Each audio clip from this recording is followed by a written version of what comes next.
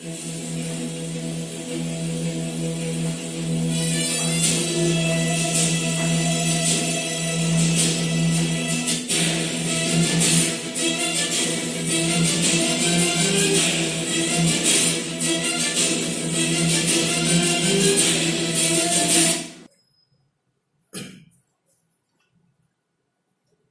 Morning student.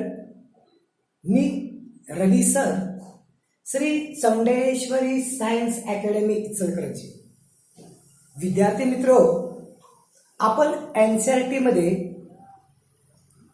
12 NCERT मध्ये biodiversity and conservation lecture number 3 मध्ये biodiversity and conservation lecture number 3. Student विद्यार्थी हो, lecture number 1, lecture number 2 पहा, मग लेक्चर नंबर 3 कडे या. तुम्हाला छान वाटेल. क्लासरूम सारखं क्लासमध्ये बसल्याप्रमाणे तुम्हाला लेक्चर येईल. दुसरा एक प्रॉब्लेम आहे की हे तुम्ही पाहताना हे ब्राईट दिसते आणि मी थोडासा डल दिसतोय. तर तुम्ही काय करा, मोबाईलमध्ये तुमचा ब्राईटनेस वाढवा आणि शक्यतो हेडफोन वापरा. छान लेक्चर वाटणार तुम्हाला. तुम्हाला ह्या वर्षी नीटला जायचं ना, ह्या वर्षी सुद्धा तुम्हाला हे उपयोगीच पडणार. चला ठीक आहे. तर आपण काय करूया, biodiversity and conservation lecture number 3 start करूया. परंतु आपण असं करूया काय की आम्ही लेक्चर नंबर 1 आणि 2 मध्ये काय पाहिलं थोडंसं रिकॉल करूया, तेव्हा अजून जरा छान वाटेल. तर आपल्याला आहे की बायो, लाईफ, डायव्हर्सिटी, डिफरंट की आपल्याला एक प्रश्न पडतोय की आपल्या अर्थवर इतकी बायोडायव्हर्सिटी आहे, त्याचं काही सिग्निफिकंट आहे का, काही महत्व आहे का, काही इम्पॉर्टंट आहे का? बरोबर आहे. तर दुसरा भाग आहे, तर आपण एखाद्या गार्डनमध्ये जातो तर आम्हाला डिफरंट कलरचे फ्लावर पाहायला मिळतात की इतक्या रंगाचे फ्लावर का आहेत. त्यानंतर बघितलं तर आपण ह्या ठिकाणी की बायोडायव्हर्सिटीमध्ये बघताना तुम्हाला माहित असेल की ज्यावेळी अर्थ बनल्यानंतर काय झालं, त्याच्यामध्ये हळूहळू व्हेरिएशन येत नवीन स्पेसिस आणि प्रजाती बनायला लागली. हा लक्षात. त्यानंतर काय झालं बघा की ह्या ठिकाणी आज ही बायोडायव्हर्सिटी जी दिसते ना तुमच्या समोर, ती हजारो वर्षाची आहे. लक्षात ठेवा. ज्यावेळी आहे की नाही प्रायमरी सक्सेशन सुरू झालं, म्हणजे लायकेन सुरू झाला, लायकेन पासून क्लायमॅक्स कम्युनिटी पर्यंत पोहोचलो, म्हणजे लायकेन पासून फॉरेस्ट, इतका बराचसा टाइम गॅप लागला आणि आज काय केलं आपल्याला बायोडायव्हर्सिटी पाहायला मिळाली. तर ह्या बायोडायव्हर्सिटीचं महत्व भरपूर आहे. लक्षात ठेवा. आणि आपण ही बायोडायव्हर्सिटी आपल्या ह्युमन ऍक्टिव्हिटीनं आपण काय करतोय, त्याला नष्ट करायला लावली. चला ठीक आहे की मागच्या ह्याच्यामध्ये थोडंसं जे पॉईंट आहे ते आपण काय केलं, थोडा विचार केलेला आहे. आजपासून काय घेऊया, दुसरा पॉईंट घेऊया. तर नेक्स्ट बघा, तर इथे एक टर्म दिलेली आहे बघा. काय सांगितलं बघा की आययुएनसी जी आहे ती काय करत्या की जे काही animal species, plant species district वाल्या किंवा थ्रेटन म्हणजे नष्ट होण्याच्या मार्गावर आहेत, थ्रेटन म्हणजे नष्ट होण्याच्या मार्गावर आहेत, यांची एक लिस्ट कोण बनवतात, IUCN, international union for conservation of nature and natural resource. तर ही जी कम्युनिटी आहे की ह्या ठिकाणी ज्या स्पेसिस थ्रेटेन आहेत, नष्ट होण्याच्या मार्गावर आहेत. तुम्हाला माहिती आहे की हे मॉरिशसमध्ये डोडो बुकमध्ये आहे, आपण नंतर बघूया. डोडो नावाचा एक बर्ड होता, तो काय झाला म्हणजे नष्ट झाला, टोटली नाही आहे. डोडो जो होता कोंबडी हेन सारखा होता आणि लोकांनी काय केलं, तो डोडो पक्षी उडू शकत नव्हता, फ्लाइंग करू शकत नव्हता आणि त्याला काय केलं माहिती काय, त्याचं मीठ जे मांस आहे चांगला आहे म्हणून त्यानं इतकं त्याला संपूर्ण टाकलं. तिची प्रजाती आज पृथ्वीवर नाही आहे. म्हणजे याचा अर्थ काय झाला, थ्रेटेड स्पेसीस म्हणजे ह्या नष्ट होण्याच्या मार्गावर असणाऱ्या स्पेसीस. परंतु आपण एक काम करूया का सांगा, मी काल की नाही लेक्चर नंबर 1 आणि 2 वर काही जे पॉईंट सांगितले होतं त्याच्यावर मला सांगायचं की ग्लोबल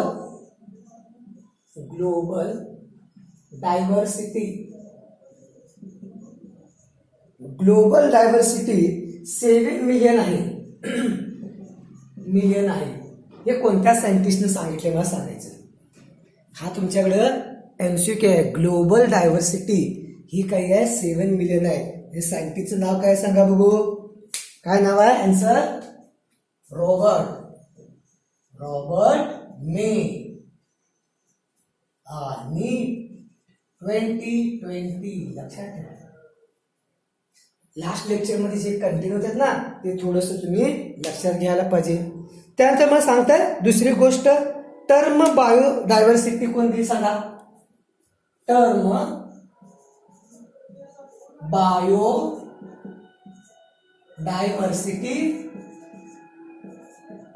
सांगा बघू. 1 मिनिट वेळ देतो तुम्हाला.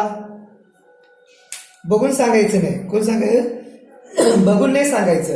एडवर्ड, कोण आहे, एडवर्ड विल्यम जे आहे, सॉरी एडवर्ड विल्सन हा सुद्धा काही आहे एमसीक्यू आपल्याला पाहायला मिळते.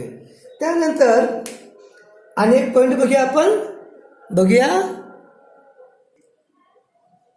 बर, आपल्या समोर एक मी दुसरा एक एमसीक्यू दिसतोय की राईस आणि मँगो यांच्या इंडियामध्ये किती व्हरायटी आहे. तुम्ही आन्सर सांगायचं आहे. बघा की हे जे लेक्चर आहे ते व्हिडिओ मधलं कुठला तरी एखादा पिक्चर पाहिल्यासारखं पाहू नका. खरंच सांगतो तुम्हाला, एकदम महत्वाचं आहे. फक्त प्रॉब्लेम कुठे आहे माहिती काय, हे जे शूटिंग चालू आहे ना ते मोबाईलवर चालू आहे. परंतु हा जो बोर्ड आहे, हे जे मटेरियल आहे, हे जे टीचिंग आहे एकदम टॉपच आहे तुम्हाला. आणि तुम्हाला पटणार नाही मुलांनो की बरेच या ठिकाणी आपल्या या ठिकाणी SCSE चे 15 स्टुडंट नीटच्या परीक्षेसाठी तयारी करत आहेत आणि ह्या वर्षी ते बसणार आहेत आणि डॉक्टर MBBS होणार आहेत. लक्षात ठेवा. म्हणजे जे बाकी जे नवीन जर काही लोक असतील तर हे लेक्चर महत्वाचे आहेत, लक्षात ठेवा. चल ठीक आहे. राईस आणि मँगोच्या व्हरायटी सांगितल्या इंडियामध्ये. बघा काय ते मध्ये काय NCERT मध्ये जे काही सांगितलंय ते सगळे MCQ आहे. फक्त त्या लेसनचं नाव सोडा आणि पेज नंबर सोडा, तर सगळी व्हरायटी जे कंटेंट दिलंय ते MCQ म्हणून तुमच्या समोर येते. तर बघा तुम्हाला माहिती आहे का, बघा मागच्या लेक्चरमध्ये सांगितलंय की राईसच्या व्हरायटी किती आहेत आपल्याकडं 50,000. किती आहे 50,000. आणि मँगो दाखवलं तुम्हाला इमेज मध्ये 1,000. हे सुद्धा MCQ येऊन शकतोय तुमच्या समोर. हा सुद्धा तुमच्याकडं MCQ येऊ शकतोय. त्यानंतर एक दुसरं एक नाव होतं बघा, तसं सांगतो. हिमालयमध्ये एक प्लांट मिळतंय आणि त्या प्लांटचं केमिकल मिळतंय. त्या प्लांटचं नाव सांगायचं. हिमालयामध्ये एक प्लांट आहे आणि त्या प्लांटचं मेडिसिनल प्लांट आहे, बुकमध्ये दिलंय आणि त्या प्लांटचं नाव तुम्हाला काय करायचं आहे, मला सांगायचं आहे. कट करूया आपण. चला ठीक आहे, तुम्हाला दिसणार नाहीये. हा बघा तो फॉर्म लक्षात ठेवा. IUCN international union for conservation of nature and natural resource. तर बघा, more than 70% of all the species recorded are animal. काय म्हटलं बघा की 70% ज्या स्पेसीज जे आहेत ते ॲनिमल म्हणून या ठिकाणी रेकॉर्ड केलेले आहेत. तर तुम्हाला माहित असेल की आपल्याकडे 1.5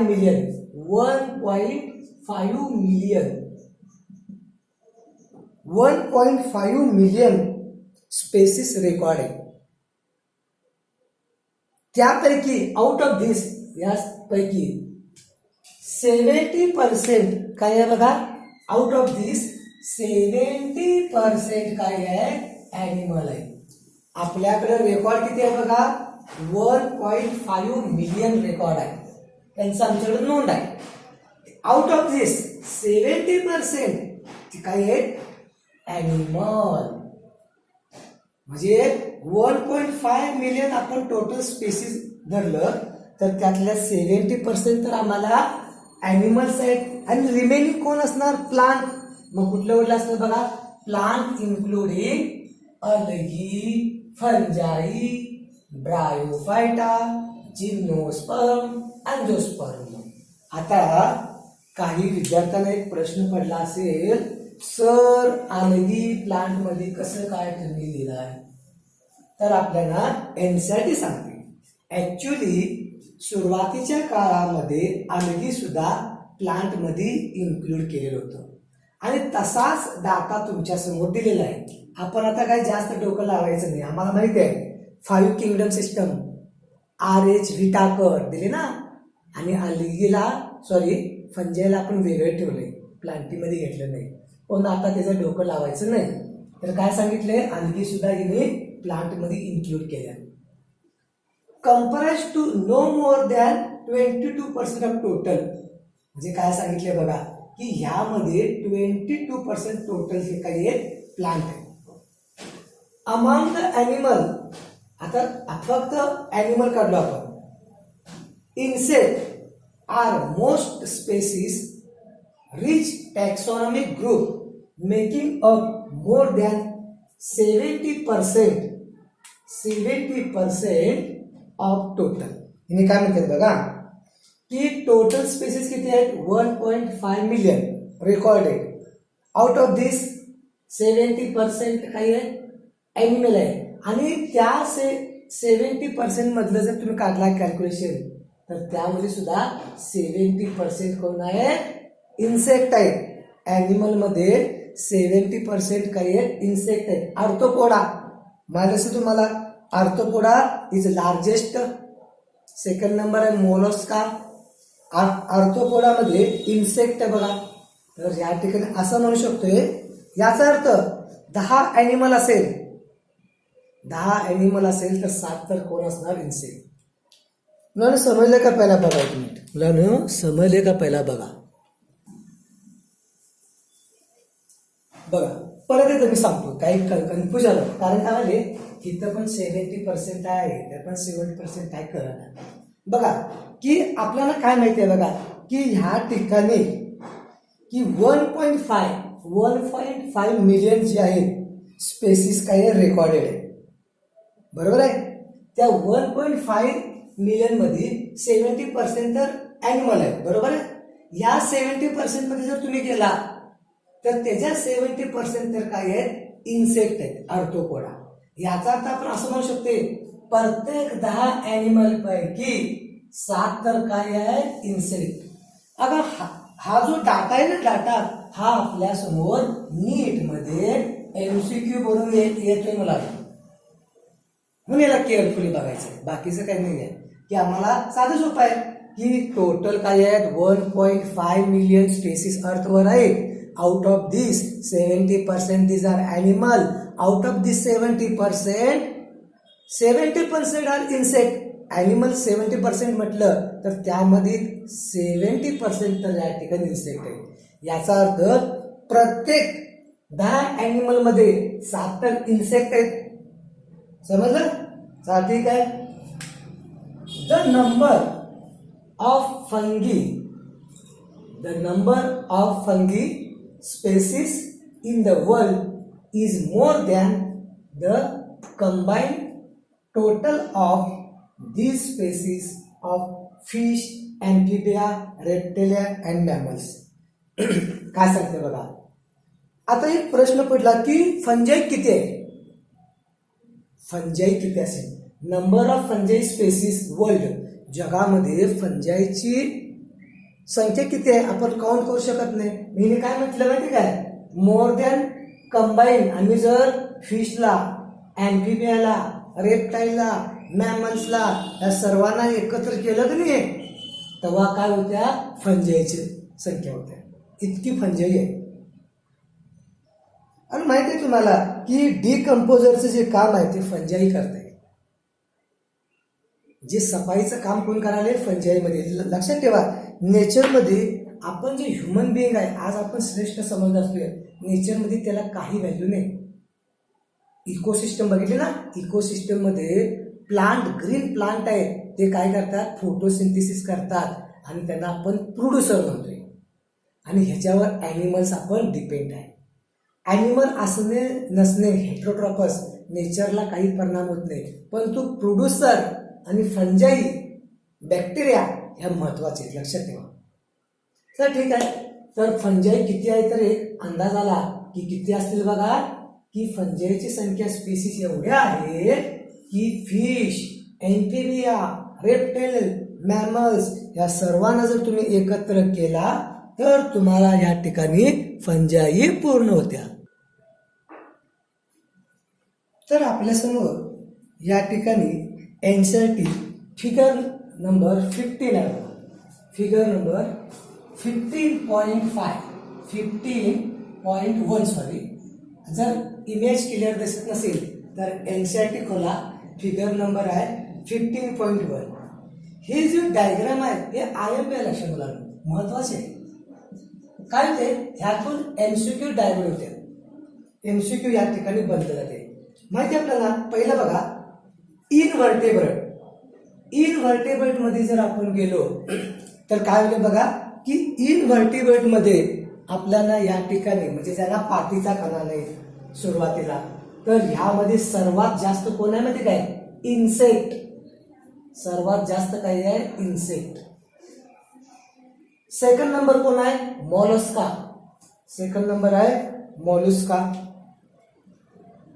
आणि थर्ड नंबर आहे क्रिस्टेशियन. आणि फोर्थ नंबर आहे ऑदर.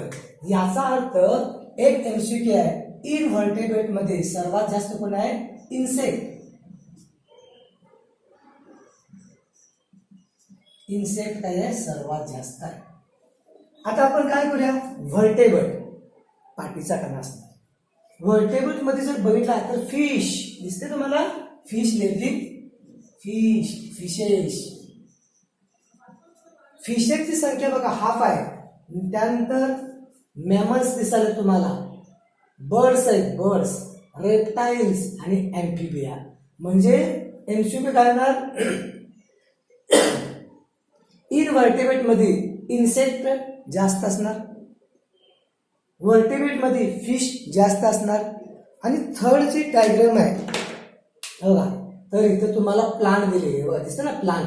आणि या प्लांट मध्येच अलगी काय टाकल्या, फंजाई. बघा मग अशी मी सांगितलं ना की पूर्वी फंजाईला काय प्लांटीमध्ये टाकल्या होत्या, कारण फंजाईला काय आहे, सेल वॉल आहे.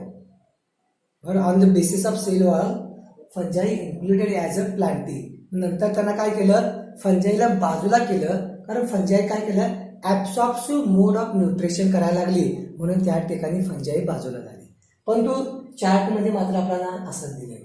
तर सर्वात जास्त कोण आहे, fungi.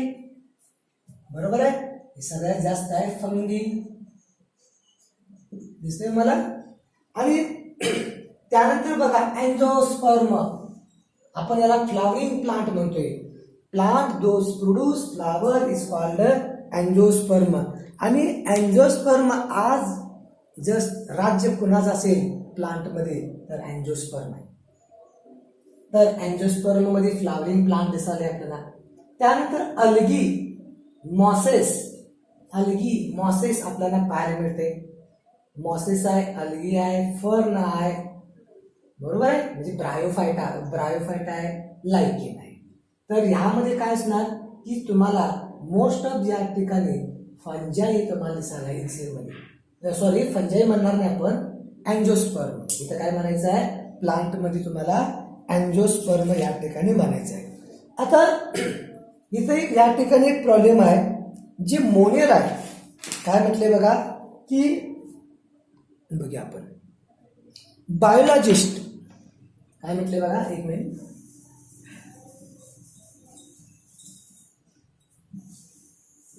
Biologists are not sure about how many prokaryotic species in there might be. बायोलॉजिस्टना अजून सुद्धा माहित नाही की ह्या ठिकाणी किती, ह्या ठिकाणी मोनेरा आपण म्हणूया, काय म्हणूया, प्रोकॅरियोटिक मोनेरा किंवा बॅक्टेरिया. बायोलॉजिस्टना अजून सुद्धा माहित नाही की अजून किती ह्या ठिकाणी बॅक्टेरिया आहेत किंवा प्रोकॅरियोटिक आहेत. कारण का बघा की किंगडम मोनेरा ची जी माहिती आहे, टोटल माहिती अजून आपल्याला मिळाली नाही. कारण का ह्या ज्या बॅक्टेरिया आहेत, या बॅक्टेरिया असतात तर यांचे स्टेन डिफरंट स्टेन आपल्याला पाहायला मिळतात. आणि आज जर तुम्हाला या मायक्रोबची केवळ 1% इन्फॉर्मेशन आहे आमच्याकडे. किती आहे? केवळ 1% इन्फॉर्मेशन आहे. कारण ह्या ज्या बॅक्टेरिया वेगवेगळ्या स्टेन असतात, एकाच स्पेसीसच्या मिलियन्स स्टेन्स आपल्याला पाहायला मिळतात. आणि त्यामुळं आपण ह्या ठिकाणी केवळ 1% जे बॅक्टेरिया आहेत ना, काही बॅक्टेरिया युजफुल आहेत, काही बॅक्टेरिया या ठिकाणी डिसीजेस करतात, बरोबर.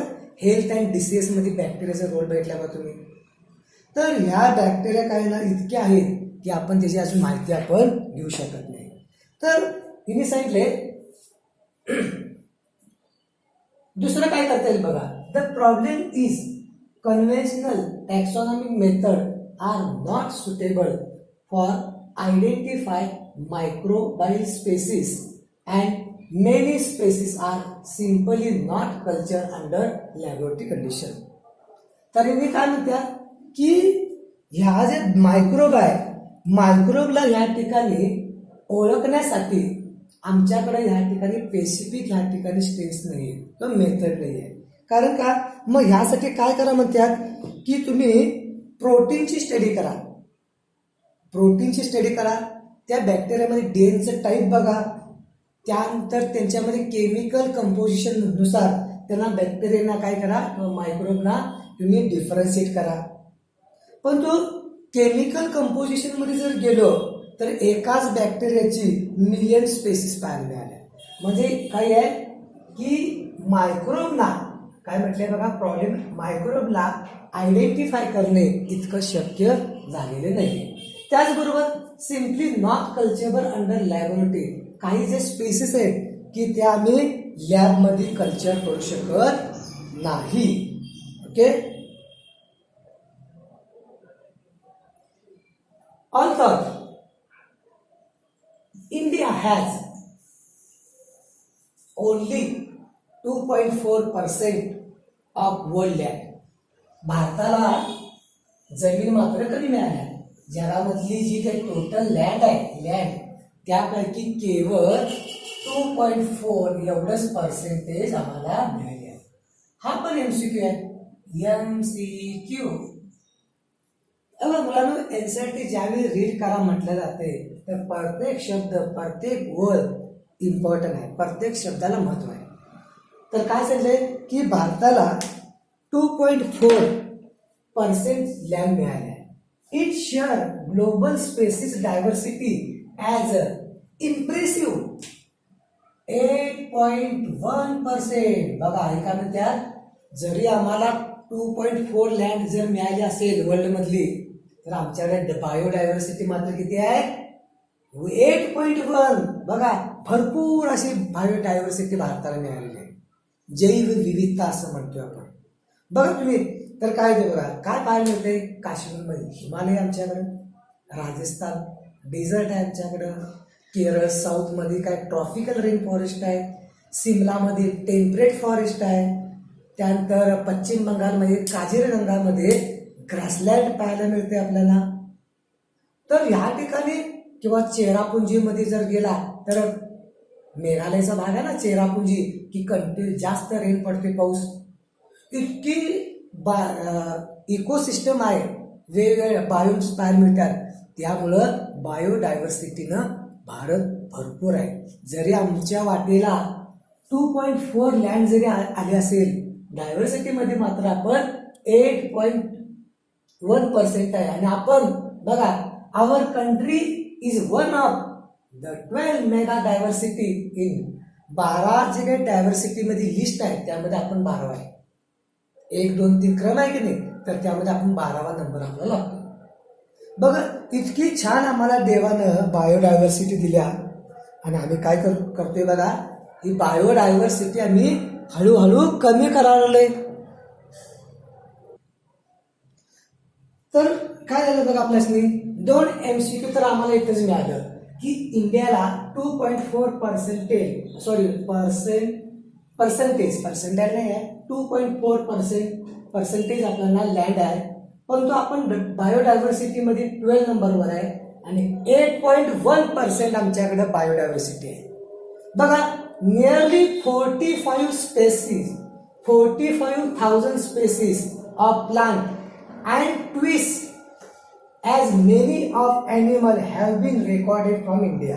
हे काय म्हटले बघा की आज आमच्याकडं 25,000 प्लांट आहे आणि 25,000 प्लांट आहे याचे ट्विस डबल म्हणजे 90,000 काही आहेत आमच्याकडं ॲनिमल्स आहेत. हे सुद्धा MCQ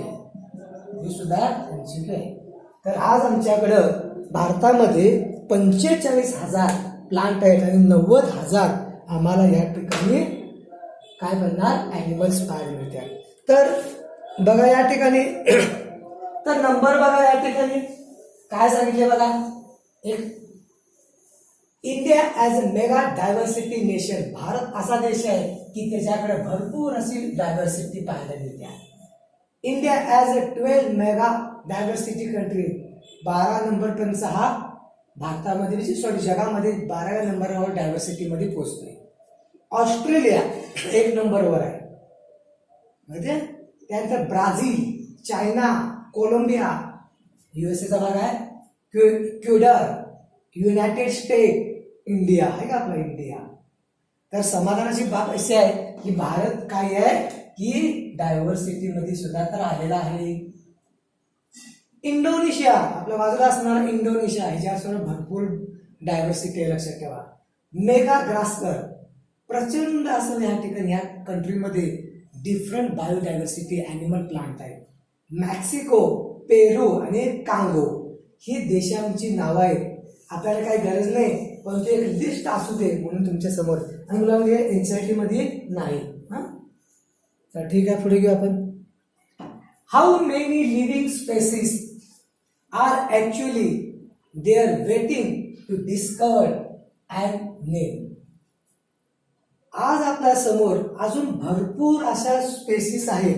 काय झालं बघा, रॉबर्ट मे माहिती आहे सुरुवातीला, Robert may say that 7 million species on the earth, out of these 1.5 million species are recognized. बरोबर आहे. रॉबर्ट मे काय म्हणतात की 7 million स्पेसीस आहेत आणि त्यातल्या रिकग्नाइज किती केल्या आपण, रिकग्नाइज म्हणजे शोधल्या, डिस्कवर केल्या तर 1.5, म्हणजे अजून भरपूर मिलियन्स जे आहेत स्पेसीस अजून वेट करायला, वाट पाहिल्यात की आम्हाला रिकग्नाइज करा, आमचा टॅक्सॉनॉमी घ्या, एखादा टॅक्सॉनॉमी आमच्याकडे येईल, आमची ओळख करेल, नोमेनकल्चर करेल, एखाद्या ग्रुपमध्ये किंगडममध्ये ॲड करेल, याची वेट करायला आहे. समजलेलं आहे ठिकाणी. म्हणजे याचा अर्थ बघा की त्याचबरोबर असं म्हटलं जातंय की भारतामध्ये जवळजवळ 1 लाखपेक्षा जास्त प्लांट स्पेसीस आहेत. मग असं काय म्हटलं आपण इथे दिले बघा, भारतामध्ये 1 लाखपेक्षा जास्त जवळजवळ 3 लाख ॲनिमल आहेत. 1 लाख प्लांट आहेत आणि 3 लाख ॲनिमल आहे असं म्हटलं जातंय. कारण डिस्कवर आपण करायला पाहिजे. बघा 22 of total species have been recorded so far. काय म्हटलं 7 million मधलं 1.5 million फक्त रिकग्नाइज केले, म्हणजे 22%. अप्लाय पोर्शन जर हा प्रोपोर्शन जर यूज केला तर इंडियामध्ये काय होते बघा, तर इंडियामध्ये काय होतं बघा, 40,000 प्लांट, 90,000 ॲनिमल. पण ह्या जर बेस घेतला तर काय होणार, apply this proportion India diversity figure, we estimated that there are probably more than 1 lakh plants. जर हाच जर आपण क्रायटेरिया वापरला तर भारतामध्ये 1 लाख प्लांट आहेत आणि 3 लाख ॲनिमल्स आहेत. 1 lakh plant species and more than 3 lakh animal yet to be discovered and described. तर इतकं काय आहे की वाट बघत आलेलं आहे. लक्षात सोपं अवघड काय नाही. would we never be able complete inventory of the biological wealth in our country. आपण आपल्या देशाची जी बायोडायव्हर्सिटी आहे ती आपण कम्प्लीट शोधू शकत नाही किंवा कम्प्लीट आपल्याला त्याची माहिती मिळू शकणार नाही. तर काय म्हटलंय ते बघा, एनसीईआरटीने एक छानपैकी प्रश्न विचारलाय. का म्हणते, काय विचारलंय, एनसीईआरटी विचारते आपल्याकडे इतकी बायोडायव्हर्सिटी आहे ती आपण समजावून घेऊ शकतोय काय? इतकी बायोडायव्हर्सिटी आपल्या कंट्रीमध्ये आहे ती आपण समजावून घेऊ शकतोय? तर काय ना की यासाठी आपल्याकडं चांगल्या प्रकारचे टॅक्सॉनॉमिक पाहिजे. टॅक्सॉनॉमिक माहिती आहे काय? Binomial nomenclature taxonomic. तर हे टॅक्सॉनॉमिक काय करतात की एखाद्या ठिकाणी जातात, तिकडचे प्लांट ॲनिमलला ओळखतात, त्याचं कॅरेक्टर पाहतात, त्याला लेबलिंग करतात आणि एखाद्या किंगडममध्ये ॲड करतात. हे टॅक्सॉनॉमिक. याचा अर्थ आमच्याकडे चांगल्या प्रकारचे टॅक्सॉनॉमिक पाहिजे. जरी चांगल्या प्रकारचे टॅक्सॉनॉमिक मिळाले, त्यांनी जे काही रिकग्नाइजची स्पीड आहे आणि त्याचबरोबर काही स्पेसिस फास्ट डिजनरेट व्हाल्यात, एक्सटिंक्ट व्हाल्यात, नष्ट होणाऱ्या स्पेसिसचा रेट जास्त आहे. मग तुम्ही जरी ओळखायचा जरी प्रयत्न केला तर बऱ्याचशा स्पेसिस असे असतील की त्या डिस्कवर होणार नाही. डिस्कवर न होताच पहिल्याच त्या डिस्ट्रॉय झालेल्या असणार. कारण काय बघा की मानवानं काय केले बघा, ह्युमन बिंगनं, की या 200-300 वर्षामध्ये इतकी हानी केल्या निसर्गाची. तर काय नाही बघा, इंडस्ट्रियलायझेशन मध्ये इंग्लंडमधून सुरुवात झाली बघा, औद्योगिकरण झालं, डिफॉरेस्टेशन केलं, आपण जंगल तोड केली, पॉप्युलेशन वाढलं म्हणून काय केलं, जंगल परत तोडलं शेतीसाठी, फार्मलँड म्हणून. रस्ते महामार्ग बनवायचे आम्हाला, प्रगतीपथावर जायचं आहे, आम्ही काय केलं, जंगलामधून वाटा काढल्या, मग मोठे मोठे रस्ते केलं. एखादा रस्ता बनताना की नाही, महामार्ग बनताना किती झाडांची कत्तल होते माहिती आहे आपल्याला. तो माहिती आहे, एक प्लांट सुद्धा स्वतःमध्ये एक इकोसिस्टम आहे. त्या एका प्लांटवर बघा काय असतात, काही चिमण्या राहत असतात, त्यांची घरटी असतात, काही आया असतात, काही इन्सेक्ट असतात, काही बर्ड्स तिथं फ्रूट खायला येतात. आणि तुम्ही ज्यावेळी त्याला एका प्लांटला कट करतो ना, ते त्याच्यामध्ये एक बायोडायव्हर्सिटी मधला एक इकोसिस्टमचा भाग प्लांट आम्ही नष्ट करतोय. आणि असं आपण काय करतोय, असं कंटिन्यू करत चाललोय. सुरुवातीला अर्थवर 70% लँड फॉरेस्ट होतं, आज फक्त 7% राहिले. एनसीईआरटी सांगते, पुढे पाहूया आपण. पण ठीक आहे, लेक्चर जास्त भटकायला नको, आपण जाऊया. Consider the immerse train man power. आमच्याकडे चांगले टॅक्सॉनॉमिक आहे. And time required to complete job. आणि तिने ठराविक वेळ काम पूर्ण पण करतील. The situation appear more hopeless. परिस्थिती आज कशी आहे बघा. When realize that large fraction of the species face to threaten became extinct. आज परिस्थिती अशी आहे की लार्ज नंबरच्या ज्या भरपूर असे प्रश्न आहेत, थ्रेटेन नष्ट होण्याच्या मार्गावर आहेत. काय आहेत, नष्ट होण्याच्या मार्गावर आहेत, एक्सटिंक्ट होणार आहे. बिफोर यू डिस्कवर, म्हणजे तुम्ही त्याला शोधायच्या पहिला ते काय झाले असणार, नष्ट झालेले असणार. आज सिच्युएशन आहे. मग असं मी सांगितलं की पृथ्वीची 200-300 वर्षात भरपूर अशी हानी झालेली आहे. ह्यालाच म्हटलं आपण की डेव्हलपमेंट म्हटलं. आणि डेव्हलपमेंटच्या काळात ह्या बायोडायव्हर्सिटी नष्ट झाल्या. बघा आज ही अशी वेळ आहे की या बायोडायव्हर्सिटीला तुम्ही समजावून घेतलंच पाहिजे. दिसतं ना की आज जगामध्ये ग्लोबल की या ठिकाणी ग्लोबल वॉर्मिंग शब्द वापरला जाते बघा. टेम्परेचर वाढाले, ॲटमॉस्फिअरमध्ये या ठिकाणी CO2 वाढाले, वॉटर पोल्युशन आहे, एअर पोल्युशन दिसाले, लोक ह्युमन बिंग वेगवेगळ्या व्हायरसचा शिकार होत आहेत. आता कोरोना व्हायरस तर आहेच आपल्यासमोर. तर कोरोना व्हायरसच्या बाबतीत बोललं तर व्हायरस हा नॉन लिव्हिंग आहे, बरोबर आहे. तर बॉडीमध्ये आला तर लिव्हिंग, बाहेर आला तर नॉन लिव्हिंग. आणि या व्हायरसकडे आहे तर काय, प्रोटीन कोट.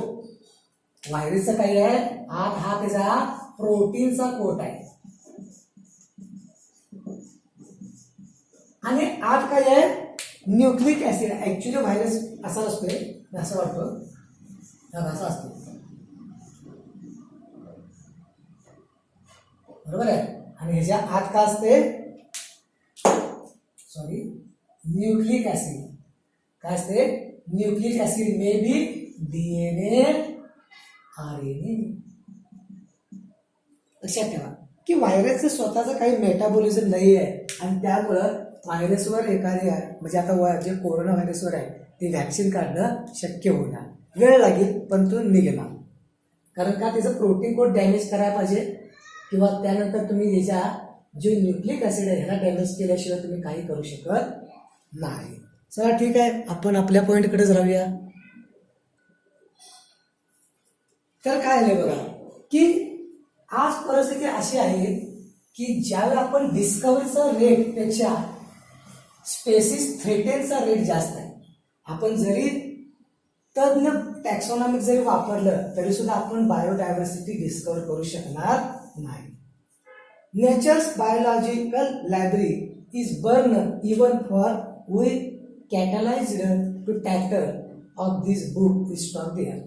की ह्या ठिकाणी नेचर एक लायब्ररी आहे समजा, काय ते म्हणजे पुस्तकालय, ग्रंथालय आहे. ग्रंथालयामध्ये काय असतं बघा की, एक मिनिट बघा, समजा मी एखाद्या ग्रंथालयामध्ये लायब्ररीमध्ये गेलो, पुस्तक आहेत वेगवेगळे, मॅगझिन आहेत, स्टोरी बुक आहेत. मला काय लागतात, ते स्टोरी बुक लागतात. मला एक सायंटिस्टची मला एक ठराविक समजा पु ल देशपांडेचे एक पुस्तक पाहिजे मला, असं धरू आपण. आणि समजा मी जायच्या पहिलाच ते दुसऱ्याने घेऊन गेलं असेल तर मला ते मिळत नाही. तसं वाटले तर काय नेचर बायोलॉजी लायब्ररी, नेचर एक लायब्ररी समजा, बर्निंग जळत आहे बिफोर यू कॅटलाइज, तुम्ही तिथं पोचूस्तापर्यंत ते काय आहे, तिथला स्टॉक संपायला आहे. म्हणजे आपण जायच्या पूर्वीच या स्पेसिस नष्ट होत आहे. आता मात्र काय आहे, थोडंसं चेंज आहे, लक्षात ठेवा. पॅटर्न ऑफ बायोडायव्हर्सिटी, बायोडायव्हर्सिटी इतकं म्हणतोय आणि ही आपली अर्थ आहे, याचं पॅटर्न तर काय आहे, भूगोल जिओग्राफीमध्ये बघतो ना आपण, इक्वेटर बघितले बघा, पोल पाहिले आपण, साऊथ पोल, नॉर्थ पोल. हा काय आहे बघा, साऊथ पोल. बघा हा काय आहे, साऊथ, काय नॉर्थ पोल, आणि हा काय आहे, साऊथ.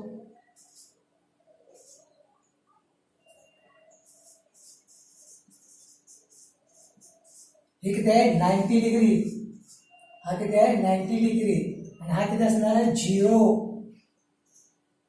तर इक्वेटर ह्याला म्हटलं आपण लॅटिट्युडनल ग्रेडियंट. लॅटिट्युडनल ग्रेडियंट म्हणजे अक्ष म्हणते ना, अक्ष. इक्वेटर मध्ये काय आहे, 0 आहे. आणि इक्वेटरच्या पुढे गेला तर 90 डिग्री पोल, 90 डिग्री तुम्हाला या ठिकाणी पोल पाहायला मिळते. की आपली अर्थवर जे लॅटिट्यूड्स आहेत, अक्ष आहे, इक्वेटरवर 0 धरला जातोय आणि दोन्ही पोलकडे आपण जसं जसं जातोय तर 90 डिग्री आपल्याला पाहायला मिळते. जेव्हा आपण एक बघा, the diversity of plant animal is not uniform through out world but show rather uneven distribution. महत्वाचा पॉइंट आहे, जरासं लक्ष द्या, छान पाहिजे. यांचं मत काय बघा की अर्थवर जी काही प्लांट आणि ॲनिमलची डायव्हर्सिटी आहे ती सर्व ठिकाणी इक्वल नाही आहे, समान नाही आहे, डिस्ट्रीब्युशन इव्हन आहे. Generally species diversity decrease as we move away from equator. हे जरा चुकलंय, इक्वेटर आहे, इक्वेटर,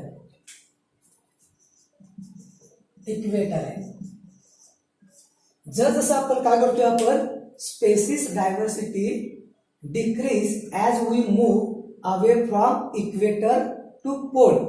इक्वेटर पासून पोलकडे झाला तर स्पेसिस कमी कमी कमी होत जाणार. बरोबर आहे. बघा एक मिनिट, तर काय दिसतंय बघा, हे आपली अर्थ आहे, हे नॉर्थ पोल आहे, साऊथ पोल आहे आणि हा इक्वेटर आहे.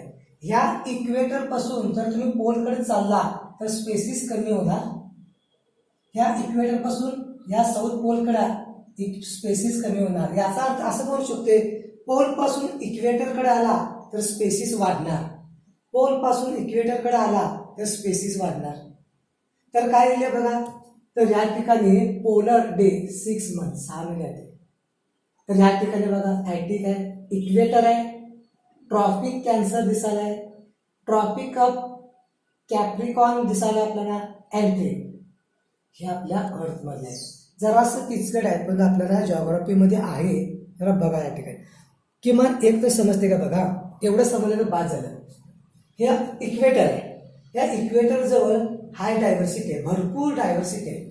पण इक्वेटरकडनं तुम्ही पोलकडे गेला तर कमी कमी वाले भाव, कमी पोलकडे आला तर काय होणार, बायोडायव्हर्सिटी जी आहे ती काय होत्या, कमी पाहायला मिळते. समजलं बघा.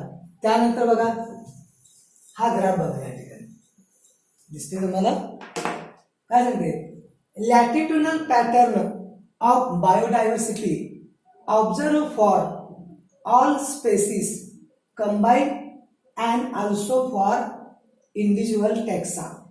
तर हा काय आहे, इक्वेटर आहे. हा काय आहे, साऊथ पोल. हा आहे नॉर्थ पोल. तर इक्वेटरवर तुम्हाला स्पेसिस भरपूर पाहायला मिळाले, परंतु तुम्ही पोलकडे जाताना साऊथ पोलला जावा, नॉर्थ पोलला जावा, जसं जाईल तसं काय होईल की बायोडायव्हर्सिटी आहे ती कमी व्हायला. महत्वाचं आहे, हा MCQ म्हणून तुमच्यासमोर येईल, नीटमध्ये हा क्वेश्चन येईल बा तुम्हाला, की स्पेसिसचं जे काही डिस्ट्रीब्युशन आहे इक्वेटर पासून पोलकडे गेला तर डिक्रीज, आणि पोल टू इक्वेटर आला तर काय होणार, इन्क्रीज होणार. हे महत्वाचा पॉइंट आहे मुलांनो. समोर आपल्याला एक इमेज आहे बघा, दिसते का बघा तुम्हाला या ठिकाणी हे, तर बघा या ठिकाणी, तर हे कट करतो मी.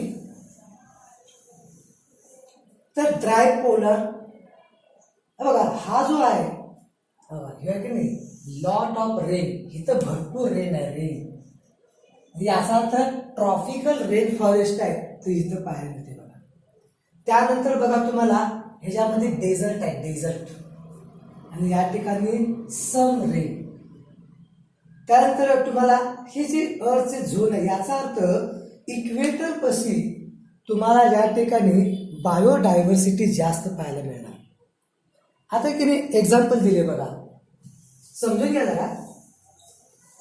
विथ व्हेरी फ्यू एक्सेप्शन, काही अपवाद सोडलं, ट्रॉपिक म्हणजे latitude range of 23.5 north to 23.5 south harbour more species than temperate or polar. काही जर सोडलं एक्सेप्शन तर काही दिले बघा. कोलंबिया, अमेरिकेचा भाग आहे, Colombia located near the equator. बघा कोलंबिया काही आहे, अमेरिकेतला भाग आहे, तो इक्वेटर जवळ आहे. Nearly 1400 species of birds.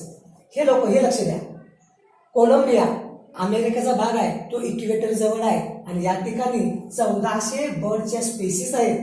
परंतु तुम्ही त्या इक्वेटर पासून अमेरिकेचं दुसरं शहर आहे न्यूयॉर्क, नॉर्थला, नॉर्थ पोलकडे आहे, ते काय आहे 41 डिग्री.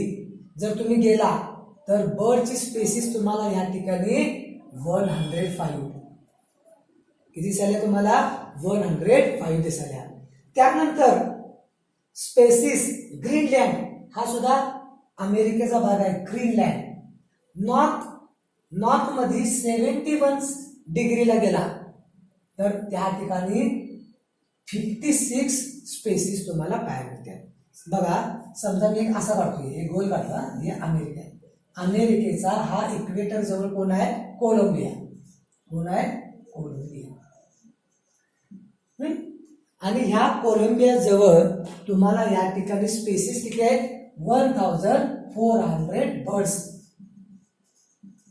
जर तुम्ही न्यूयॉर्क काय नॉर्थला आहे, बरोबर आहे, समजा इकडे न्यूयॉर्क आहे नॉर्थला, समजा इथं आलं न्यूयॉर्क.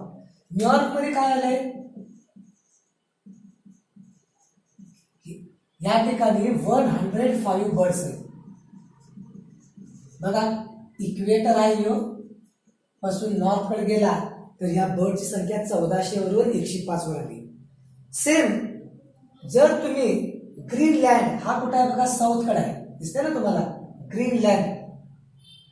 ग्रीनलँड जर तुम्ही गेला नॉर्थचाच भाग आहे, तर ग्रीनलँड मध्ये समजा इथं आहे, ग्रीनलँडला धरा, Greenland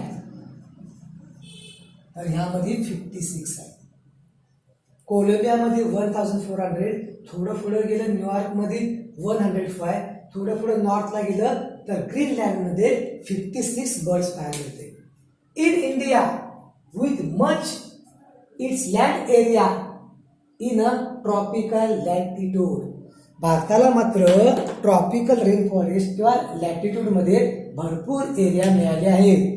has more than 1200 species is bird, आपल्याकडे काही आहे 1200 स्पेसिस आपल्याला बर्ड्स मध्ये पाहायला मिळाले.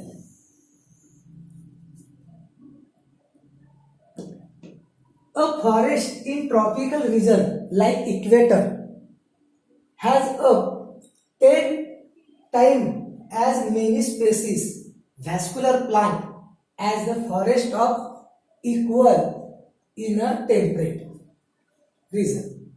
तर काय म्हटले बघा की इक्वेटर जे आहे, इक्वेटर पेक्षा जर तुम्ही टेम्परेट कडे गेला तर काय लिहिले बघा, ट्रॉपिकल रेन फॉरेस्ट पासून टेम्परेट कडे गेला तर ट्रॉपिकल रेन फॉरेस्ट मध्ये टेम्परेट पेक्षा 10 टाइम जास्त स्पेसिस पाहायला मिळणार, 10 टाइम जास्त स्पेसिस तुम्हाला पाहायला मिळतात. तर काय झालं बघा या ठिकाणी, समजायला का बघा तुम्हाला या ठिकाणी, तर या ठिकाणी काय झाले बघा की ट्रॉपिकल रेन फॉरेस्ट मध्ये 10 टाइम मोर स्पेसिस आहेत पण टेम्परेट मध्ये कमी आहे.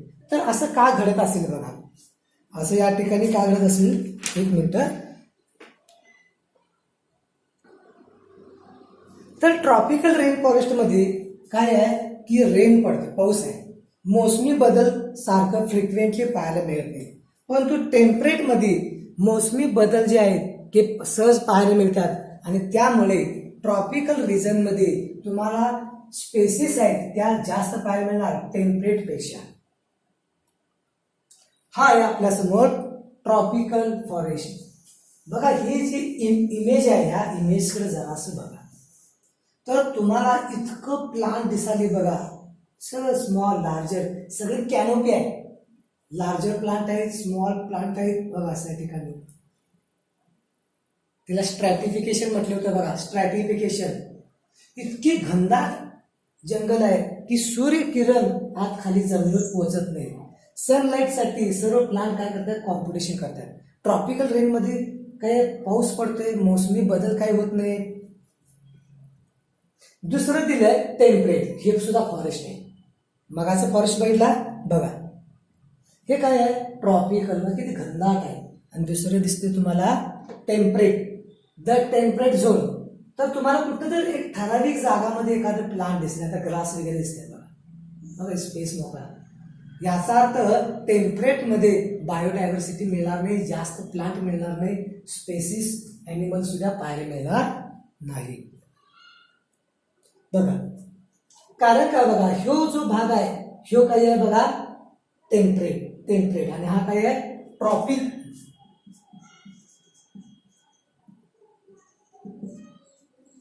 तर ट्रॉपिक मध्ये जी सनलाईट आहे ती सरळ जाते बघा,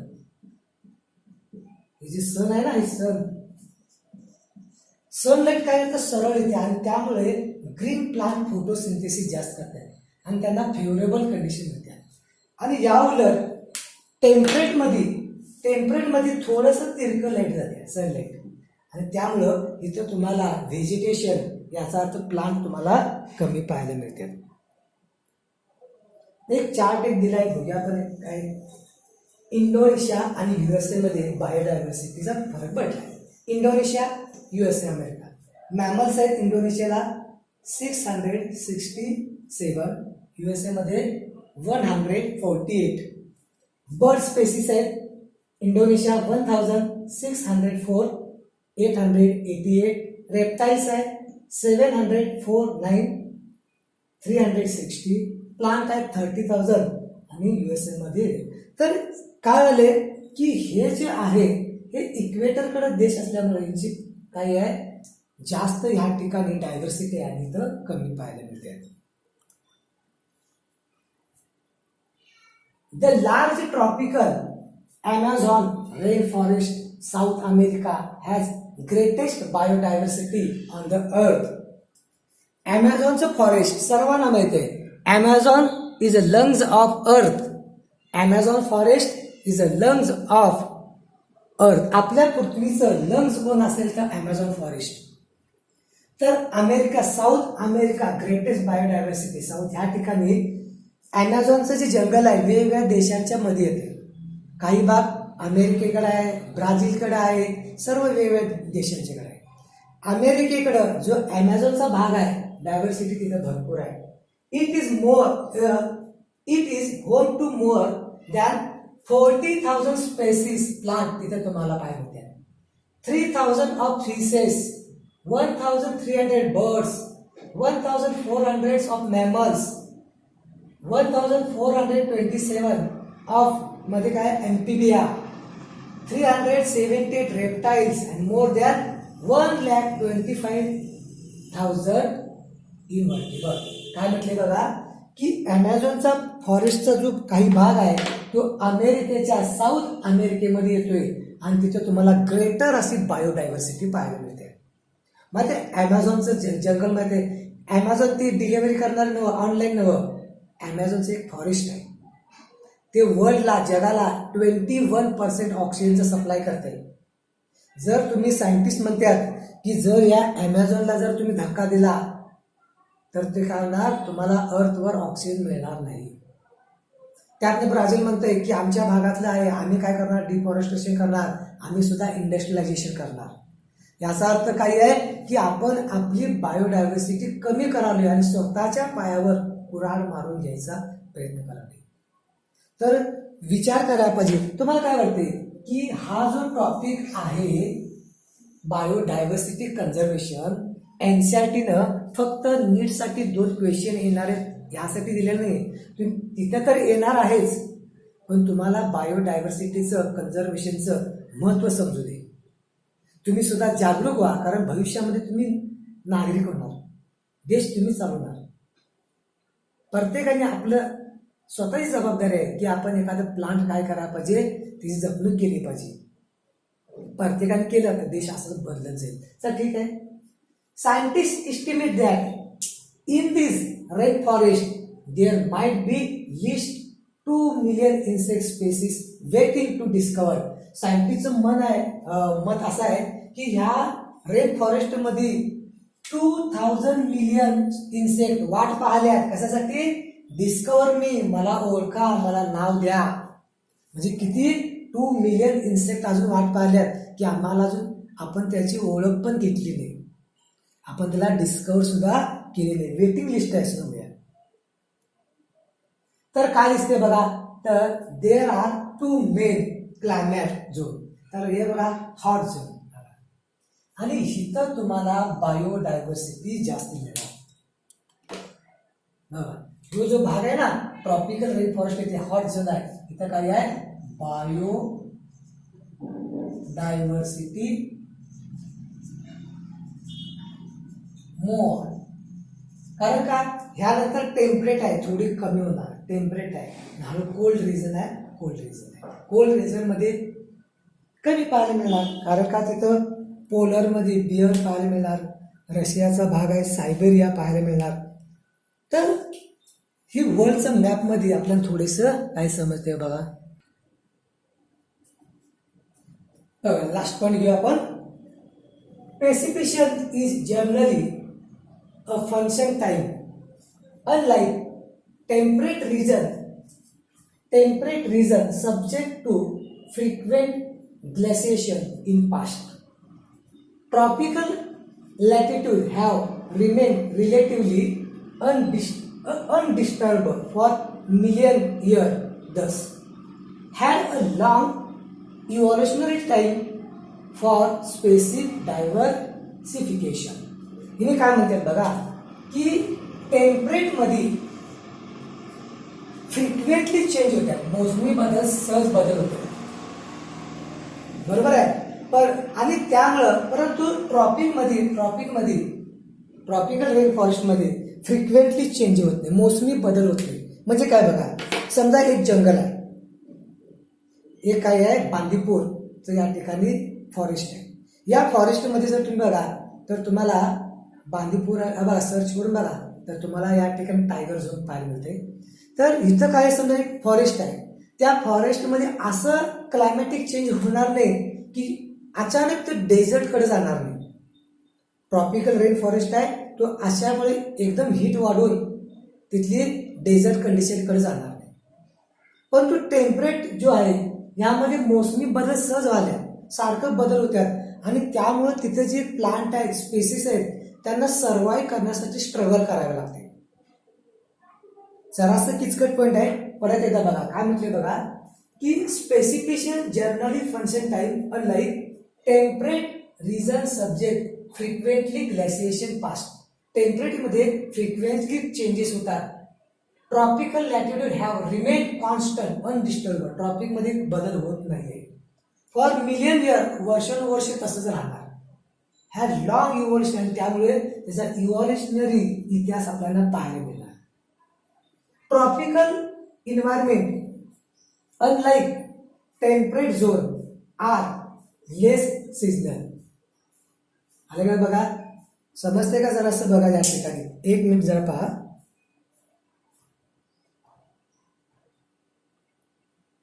नाहीये, एक मिनिट. काय दिसतंय बघा, हा जो भाग आहे तो टेम्परेट आणि हा ट्रॉपिकल. तर इथं जे आहे काय आहे, इथं तुम्हाला जास्त बायोडायव्हर्सिटी मिळणार, कारण ह्या ज्या भागामध्ये जास्त मोसमी बदल होत नाही. ठराविक काळानं पाऊस येतोय, टेम्परेचर येते. अच्छा, परंतु या टेम्परेटमध्ये काय होणार, ह्या ठिकाणी सिजनेबल व्हेरिएशन पाहायला मिळतात. त्यामुळे त्या प्लांटचे स्पेसिस आहे तशा राहत नाही, कंटिन्यू वर्षानुवर्ष ते तशाच राहत नाही, काही बदल पाहायला मिळतोय. एक मिनिट बघा, tropical relatively more constant and predictable, such a constant environment promote निके माहिती का, निके सहवास. ॲनिमल ज्या ठिकाणी राहतोय त्याला निके म्हटले. आता काय होते, त्यामुळं ट्रॉपिकल रेन मध्ये जे काही ॲनिमल्स आहेत त्यांना ते तिथली परिस्थिती वर्षानुवर्ष बदलत नाही आणि त्यामुळे त्यांना तिथं फेवरेबल कंडिशन असल्यामुळे तिथे ते सहवास करतात आणि lead to greater specification diversity. आणि त्यामुळं तिथे तुम्हाला जास्त प्रमाणात स्पेसिस पाहायला मिळणार. There is a more solar energy available in tropic. मग असं मी सांगितलं की इक्वेटरमध्ये सनलाईट सरळ पडत्या आणि त्यामुळे सनलाईट सरळ आल्यामुळे प्लांट फोटोसिंथेसिस जास्त करणार. प्लांट कोण आहे, प्रोड्युसर आहे, फोटोसिंथेसिस जास्त करणार, फूड जास्त करणार. याचा अर्थ तुम्हाला तिथं स्पेसिस ॲनिमलच्या पण जास्त मिळणार. This turn might contribute indirectly greater condition. याचा अप्रत्यक्ष परिणाम असा होतोय की ट्रॉपिक भागामध्ये की डायव्हर्सिटी तुम्हाला जास्त पाहायला मिळणार. लक्षात, ट्रॉपिक भागामध्ये तुम्हाला डायव्हर्सिटी जास्त पाहायला मिळत्या. तर या काय करूया आपण, हा लेक्चर आपण या ठिकाणी स्टॉप करायचा आहे.